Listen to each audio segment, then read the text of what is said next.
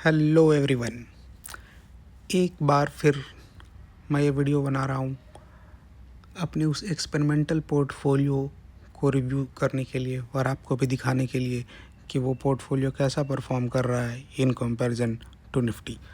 अभी सामने आपको स्क्रीन पर जो दिख रहा है ये निफ्टी का परफॉर्मेंस है।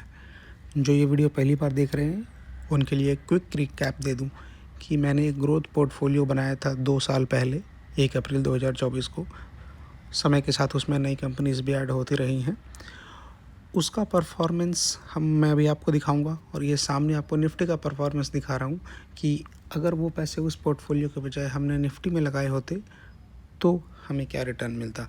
ये सिर्फ एक निफ्टी ETF का पोर्टफोलियो है जिसमें टोटल 32.81 लाख इन्वेस्टेड दिखा रहा है। यही सेम अमाउंट वहाँ उस पोर्टफोलियो में भी इन्वेस्टेड अमाउंट में आएगा, अभी मैं आपको दिखाऊंगा। यहाँ 2 साल के बाद टोटल रिटर्न आ रहा है 0.9% पर एनम। मोर और लेस निफ्टी फ्लैट ही रहा है पिछले 2 सालों में, इसलिए अराउंड 1% का रिटर्न है सिर्फ। अब मैं आपको दिखाऊंगा कि अगर यही 32.81 लाख हमने उस ग्रोथ पोर्टफोलियो में लगाए होते तो हमें कितना रिटर्न मिलता।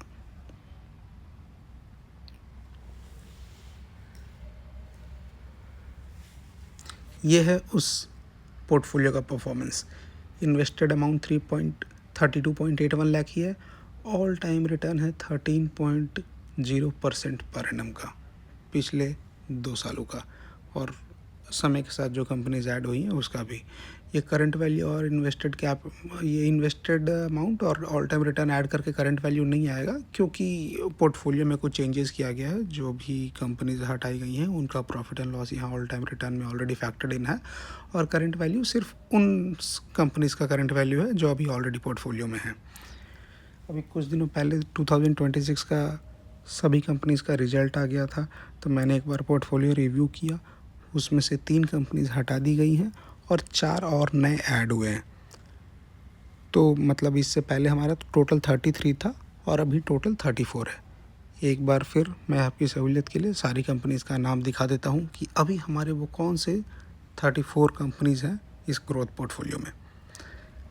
कंपनीज हैं AU small finance bank, RN industries, Aavas financier, Aditya Birla capital, Bajaj finance, Bajaj Finserv, Bikaji foods, Caplin point, Capri global, Cholamandalam investment, data pattern, Dixon technology, Dynacons, फिनकुरवे, फ्रिडन, Hexaware, home first, Izmo, India mart, जोंजुआ overseas, KMC hospital, Krishna institute, लियनी software, MTAR technologies, मोस्टशिप technologies, Octavius plantations, PB fintech, polymedicure, prime fresh, Redington, Sampann Utpadan, Shri logistics, star health and सूर्योदय small finance bank. Companies का list है।